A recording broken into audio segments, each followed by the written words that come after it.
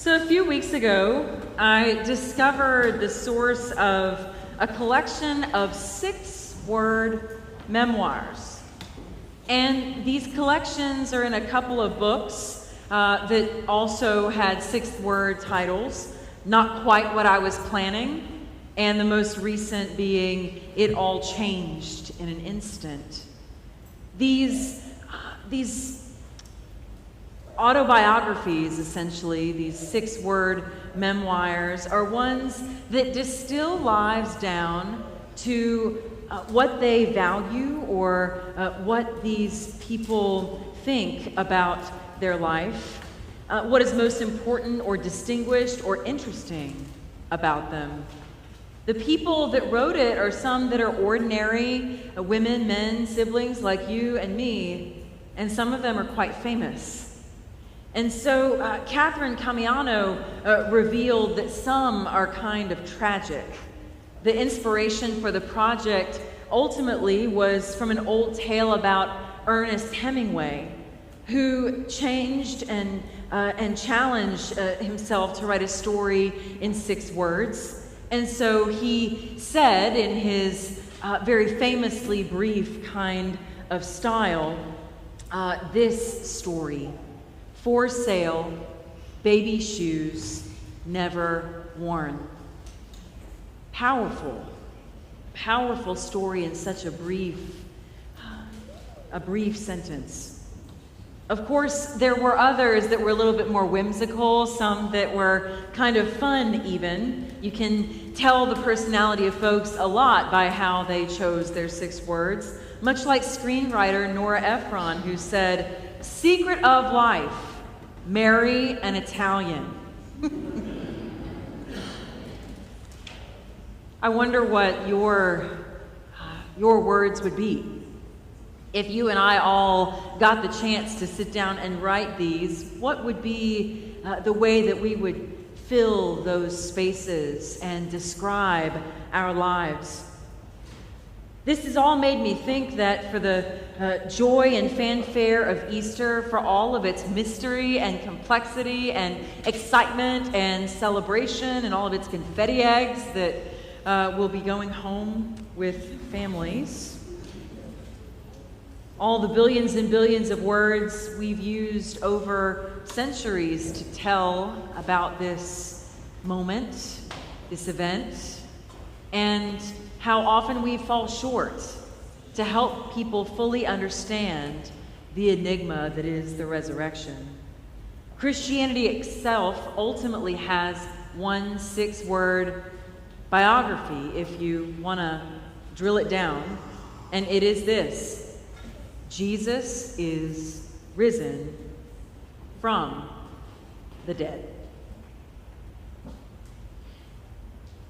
So when you look at Scripture, Scott Erickson talks about the fact that nothing in the world actually changed the day of Jesus' rising from the grave. You know, it seems wild and in fact kind of fantastic to us. But if you look at the aftermath of this resurrection morning, you see that Rome didn't stop being in power. The religious leaders who asked for a crucifixion didn't lose their jobs. It took a while for the followers of Jesus to stop hiding in rooms and in other cities and places. When they, wiped Jesus aside and out of this world, they thought it was okay to go on with life, business as usual. Debates about the law, alms for the poor, all seemingly good things. But still, this resurrection, it seemed its effect was so small, if not minuscule or not even notable at all.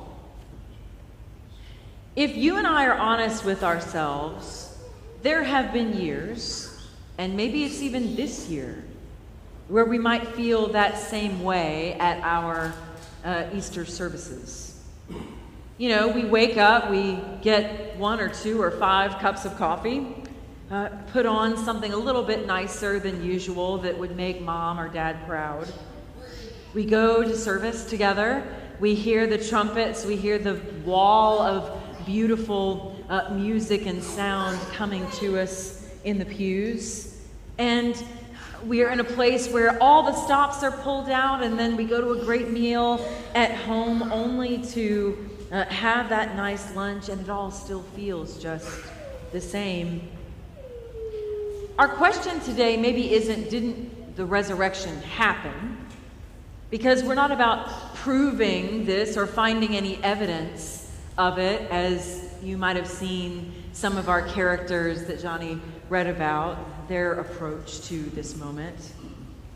Resurrection is really more about the heart and about belief and about faith in the truth than it is about proving it at all. So the real question that at least I'm holding this morning is, did the resurrection really do anything? And perhaps is it still doing something? Still active in some way?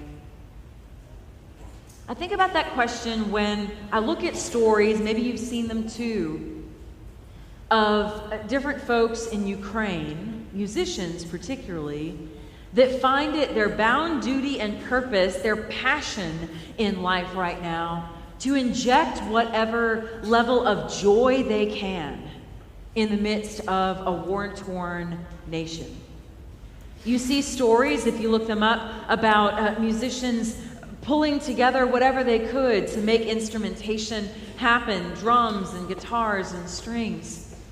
And the underground in subway stations where people are taking shelter from the daily shelling of their lives, having babies in these subway stations and creating community, feeding each other in these places.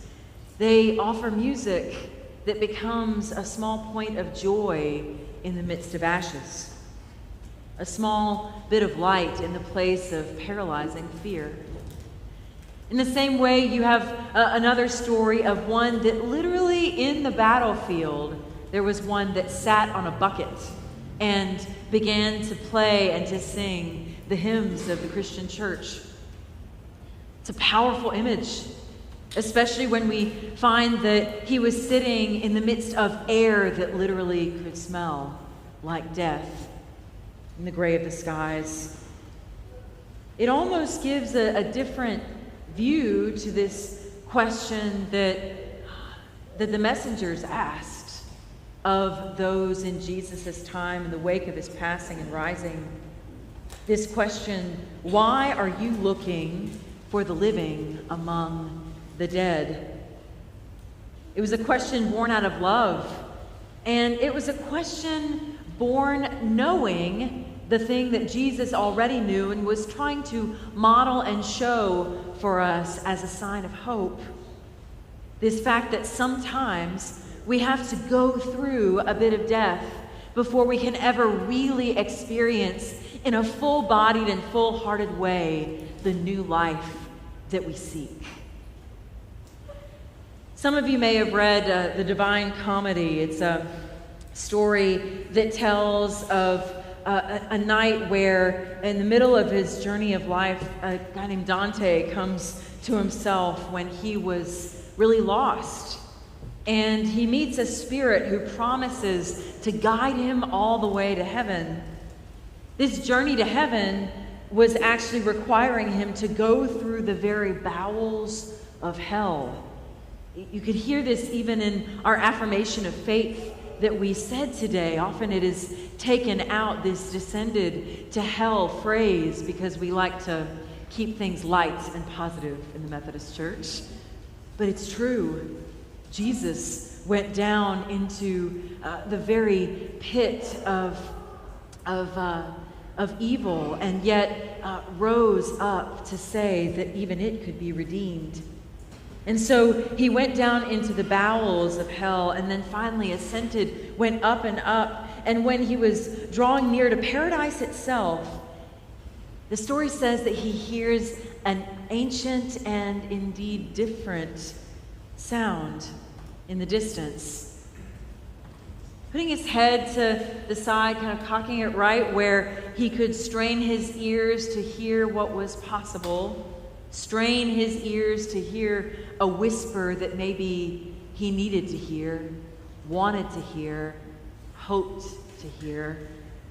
He listened, and then he smiled, and he nodded to himself and proclaimed, "It sounds like the laughter of the universe." Friends, sometimes we have to go through a little bit of dying to ourselves, to our perceived way of doing things, to get to that point of laughter, to get to that point of love, to get to that point of ultimate saving freedom. Tradition says that Lazarus, being the very first person in Jesus' time to actually come back from the dead, to go into death and then come back to live and actually tell the tale, it said that people would ask him all the time, "How was it, Lazarus?" And in his post-death life, he had a lot to say, but the main thing that he offered always is that he just laughed at everything.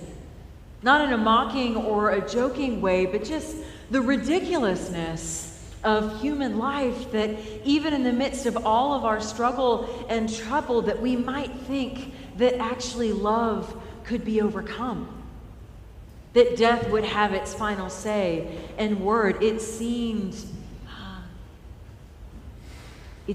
as if he knew a joke that we were just still yet to discover. And the story says that the more that Lazarus, the sick one of Mary and Martha, their brother, the more that he laughed in his second chance at life, the younger and the stronger he became. Don't we wish that life would be that easy, finding that sense of freedom without too much sacrifice, without too much self-awareness? The question that is unique to Luke, the Gospel of Luke in this story, why are you looking for the living among the dead? Maybe its corollary for us is, how do we spend Easter, this Easter, or our own lives looking for Jesus in all of the wrong places? It's not just Peter, it's not just Joanne, it's not just the Marys and all of the other ones that were surrounding them, looking at their quest to find what was true, what was real, and what was living. We are all guilty in some ways of that fruitless search. Every single one of us in this room today knows something of what that feels like. It's like U2's song, "I Still Haven't Found What I'm Looking For." We have this fruitless search where sometimes we too want to tend the corpses of long dead ideas and dreams. We cling to visions of ourselves and of our families and of even our church that might have them come back to life if only we would hold on to them with a firm and unyielding grip. We grasp our loved ones tightly, refusing to allow them to change, to become bigger or more or smarter or stronger in a countercultural way or a way that we don't understand. We choose often to stay with what we know in our hearts to be dead because it's safe and because it's comfortable. When we hear the words of these angels, these messengers, do you hear the challenge that they offer for us today? To stop hanging on to whatever dead that is in our lives and in our hearts, and to move on ready to receive the new life that God has in store. They're reminders that Jesus, the risen Christ, always dwells wherever new life is threatening to burst forth. He calls us from the future, beyond our manufactured boundaries of what's possible. So I want you to hear today at Easter that God will not be domesticated to our specifications. Even though we allow ourselves sometimes to make ourselves and our lives small, God is always whispering and calling with that laughter that is a timeless point of the universe, knowing something more that we have yet to discover, if only we will continue to seek the straight paths and the ancient ways that say that life that really is life is ours for the receiving. So how will these words, friends, change your story as you go off to lunch to have your crawfish boil or your spinach madeleine with ham or whatever you do? Where, in the essence of where you are right now, do you hear the call to new life? To come out of the tomb that perhaps you've been sealed in, the tomb of fear, the tomb of hopelessness, the tomb of dreams that have been deferred. How will these words change your world?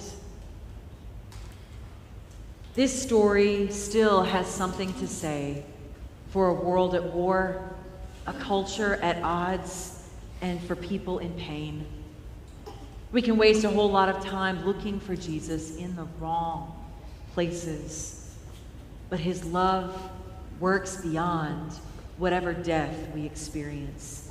And his love, even though its redeeming work is finished for us, it is never really done. And it is always active wherever we are. This love will forever help you and me shake off our own grave clothes, awake from our sleep, and meet the life that awaits you. May it be so, by the grace of God. Amen.